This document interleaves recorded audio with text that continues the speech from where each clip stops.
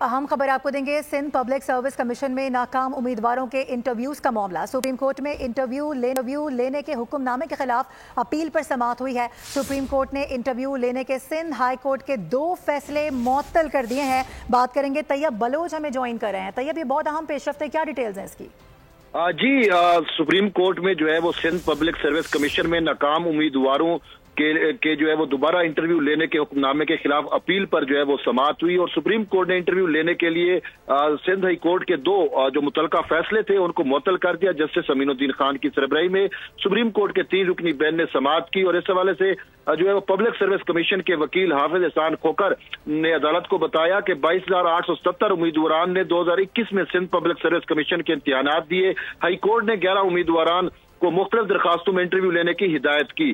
قانون کے مطابق نمبر نہیں بڑھائے جا سکتے، لیکن سندھ ہائی کورٹ نے جو ہے وہ حکم دیا، اور وہ لوگ جو رہ گئے تھے ان کو دوبارہ جو ہے وہ پبلک سروس کمیشن کو کہا گیا کہ ان کے انٹرویو لیے جائیں۔ تو اس حوالے سے احسان کھوکھر نے مزید عدالت کو بتایا کہ اس معاملے پر عدالتی اختیارات کا جو ہے وہ غلط استعمال کیا گیا۔ ہائی کورٹ کے حکم کی وجہ سے 186 انٹرویو دینے والوں کا رزلٹ جو ہے وہ رک چکا ہے، اور اس پر وکیل امیدوار نے کہا کہ ہمارے امتحانات کا بے شک جو ہے فرض کروا لیا جائے۔ تو اس پر عدالت نے جو ہے وہ سندھ ہائی کورٹ کے جو متعلقہ فیصلے تھے 2 ان کو معطل کرتے ہوئے جو ہے وہ سماعت غیر معینہ مدت تک کے لیے ملتوی کر دی، اور تمام فریقین کو نوٹس جاری کر دیے۔ جی ٹھیک ہے طیب، بہت شکریہ آپ کا۔ سبسکرائب کریں اور بیل دبائیں تاکہ کوئی خبر رہ نہ جائے۔